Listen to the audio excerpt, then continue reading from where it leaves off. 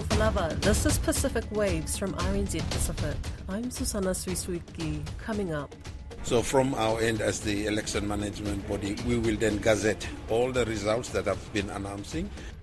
Over 60% of the Solomon Islands election national results are in. Also, I think there's been a great deal of misinformation around what the bill is and isn't. what's gotten Cook Islands industry members into a heap of worry? And a new initiative aims to boost Māori and Pasifika academic success.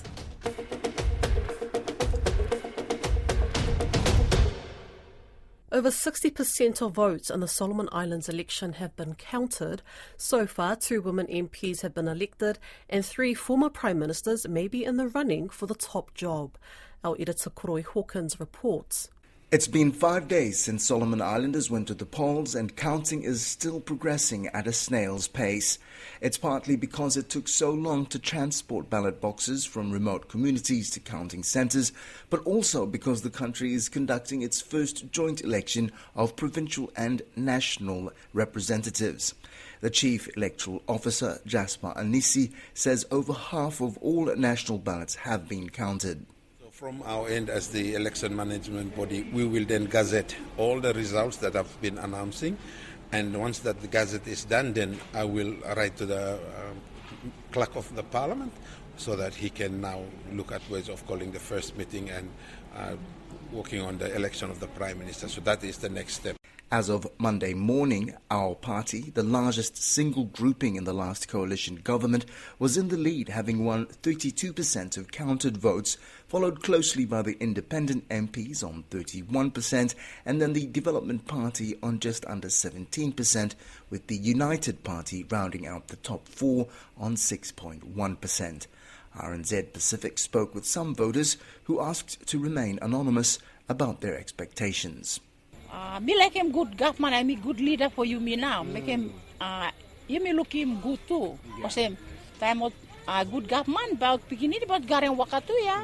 But it's still early days as far as coalition negotiations within the context of Solomon Islands still developing party politics are concerned.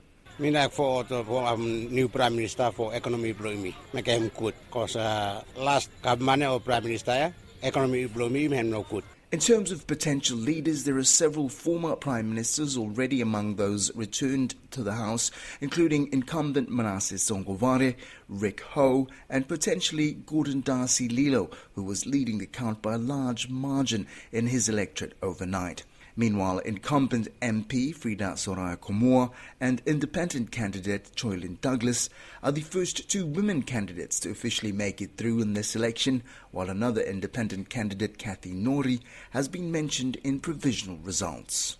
Since the story was recorded, new provisional results have confirmed the former Prime Minister Gordon Darcy Lilo has been elected to Parliament for the Central Honiara constituency, but another former Prime Minister, Dr. Derek Sikua, was unsuccessful in his campaign.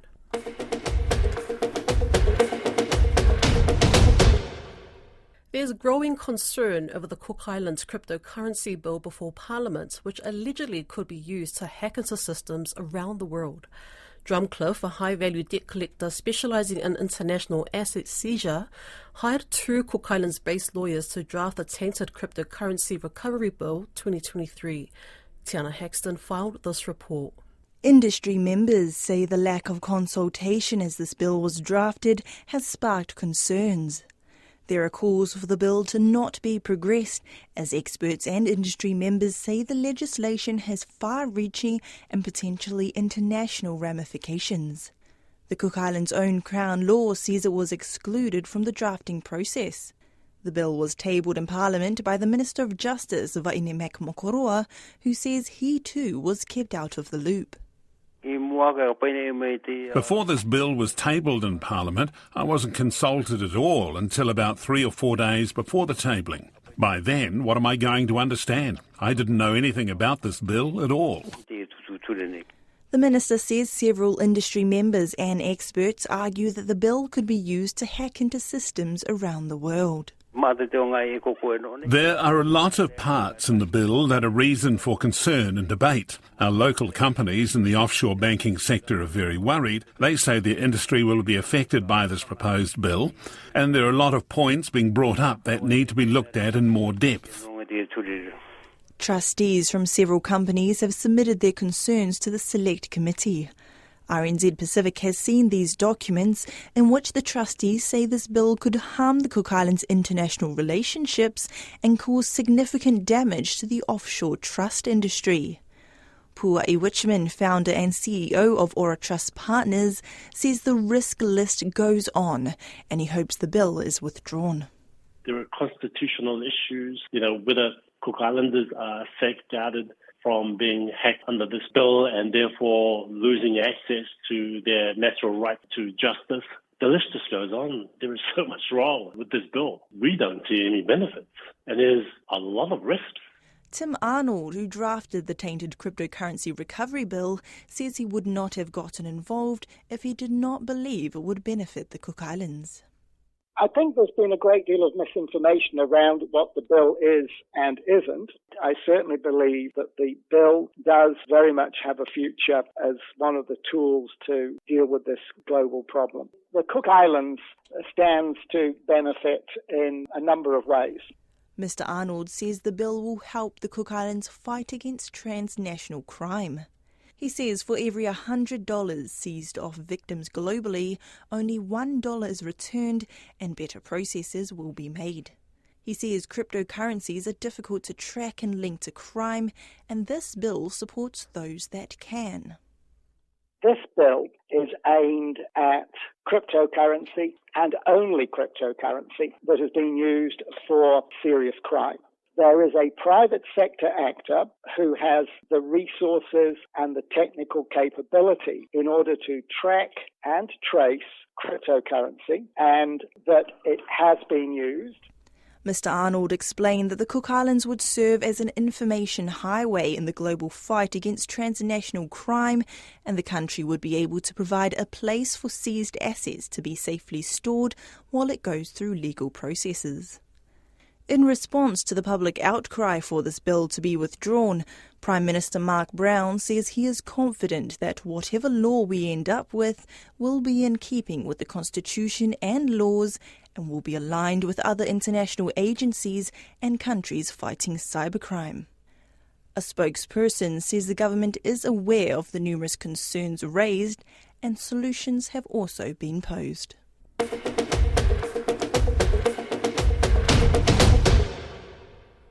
The University of Auckland have recently launched a new initiative to improve Māori and Pacific University entrance pass rates and increase success at tertiary level. Partnering with 12 secondary schools, the university hopes that the initiative will boost students' academic success. Māori and Pacific University entrance attainment dropped from 40% in 2020 to 34% in 2022, compared with the national UWIA attainment of 53% in 2020 and 50% in 2022. Joining me to talk about the initiative is the Associate Director of Schools and Community Engagement, Iletina Waka.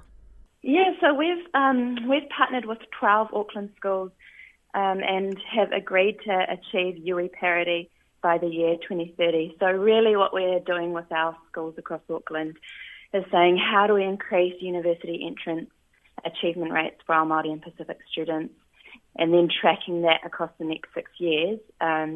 We're seeing across the schools about an 11 to just under 40% disparity when it comes to achievement rates, and I can talk a little bit more about what sits under UWI success, but broadly that's what we're looking at achieving. How long has this partnership been in the works for? So depends how you look at it. But really what we've had is the introduction of our Taumata Teitei strategy, so our Vision 2030 strategy as a university. And then in 2019, so 5 years ago, we had Whakamana Tangata, that was our student services strategy. And through those, particularly through Whakamana Tangata, we saw a big restructure in my office. The Schools and Community Engagement Office was established 2 years ago. So it's been a 5-year journey in terms of getting the university kind of strategically where it needs to be in terms of capability and a shared vision in terms of our strategic priorities. And over the last 2 years, what we've seen is a significant amount of resource invested from the university to make sure we've got the right operating model, the right talent, the right teams to engage with schools. So operationally, we've been at this for 2 years and have just achieved the collective signing earlier last week. Why is it important to boost the number of Māori and Pacific students at uni? Is it the only pathway that improves life chances for that particular population? Secondary education sector. So if we think about our high schools, at high school, the university entrance is the highest qualification you can get at high school. It's not NCA level 3, which is what some of our learners and some of our families think. So there's an education piece there. And if we dig into UE Success more specifically, UE Success under this agreement isn't about achieving university entrance as it currently stands. So if you go onto the NZQA website and you write university entrance, what it will tell you is a minimum of requirements that you have to get university entrance. And the language choice in that is in part of the problem. So what we've done over many years is there's the issue of low education around UE versus level 3. But compounded with that, we've got students who have been taught, if I just get this, then I've got UE. And what we're seeing in our data as a university is that university entrance, if we think about it as a fit for purpose qualification, it's not the minimum. So the minimum talks about 3 approved subjects. So that's another education piece that lots of people don't know about. You need to do subjects that are university approved. But beyond that, you can get those credits under the current UE system with internal credits. And what we're seeing as a university is if you come in with external credits, for example, more than 20 external credits, you're 95% likely to experience success in your first year. And that part is really important. So beyond UE, we're starting to think about how do we support our students, not only to get UE, not only to come into the university, but if we rethink what UE means, how to thrive and succeed at the university. You talk a lot about the lack of preparedness for university when it comes to our Māori and Pacific students. But within this initiative, is there room to also address why high school students are needing to work part-time or full-time jobs to support their families? That will be a barrier to gaining university entrance, wouldn't it? Yeah, absolutely.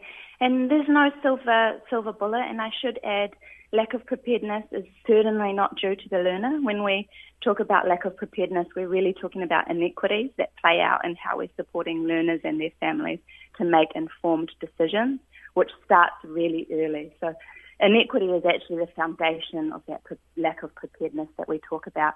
But it is really complex, and we're aware in our partner schools where we've had conversations around that complexity and the demands of work.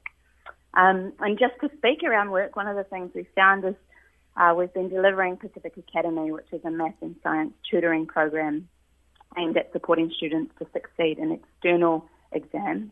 And one of the things we found is students are coming through word of mouth, and one of the students said, a mate of mine told me about this at work. So we know that you can do both of those things. You can work and you can thrive academically with the right support and with a real collective approach. That's not the onus on the learner, that's not the onus on the family. It's far broader than that in terms of the school environment, the teacher capability and development, and an education piece across the community. Speaking of support, once these students come into uni, how will you ensure that there's retention, that they will stay and they will complete their course? Yeah, so if I can go back to some of our data around preparedness, what we're seeing, so you know the difference between exams and then internal credits.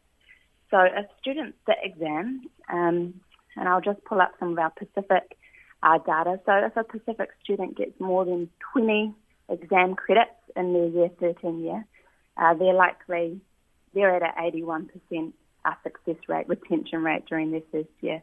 So there's a lot of work we can do even before they enter the university, which is what this agreement's about, to make sure that we have that retention. And if we inverse that, worryingly, if a Pacific learner doesn't come in with any external credit, their first year fail rate is 45%. So that's almost 50%. They may still get UA, but if they don't have those external credits, they haven't engaged in the type of learning that's mirrored across the university. Across all universities, there's an external component.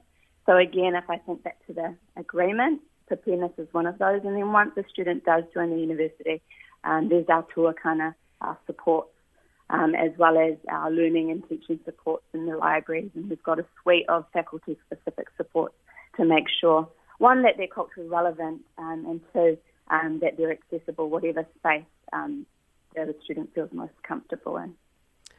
Well, we're just about to wrap up our talanoa, but what message do you have for our Māori and Pasifika parents and students who are wanting to enter uni but are unsure about what it takes to get there? The first one is you absolutely have what it takes. We know this.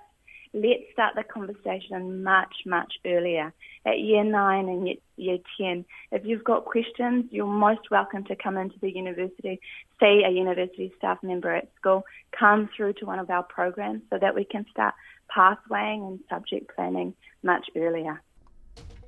That's Pacific Waves for today. To listen back, head over to rnzi.com/programs. We're also on Spotify, Apple and iHeartRadio. From myself and the RNZ Pacific team, tō whā sui fua.